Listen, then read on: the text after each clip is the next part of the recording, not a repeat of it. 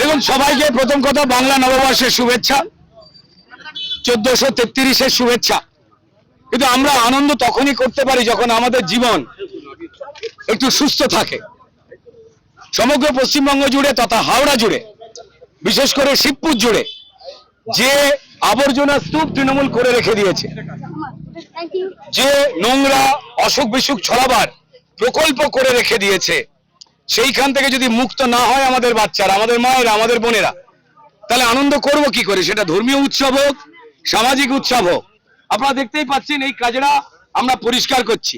পশ্চিমবঙ্গের মানুষ জানে যে এই পার্থিব কাজরা ছাড়া পশ্চিমবঙ্গের এই গন্ডগি, এই নোংরা ছড়াবার সব থেকে বড় কাজরার নাম হচ্ছে তৃণমূল কংগ্রেস, যারা লুট পাট করে নিজেরা বড়লোক হয়েছে অবৈধ উপায়ে, আর পশ্চিমবঙ্গের মানুষের জীবন, শিবপুরের মানুষের জীবন খতম করে দিয়েছে।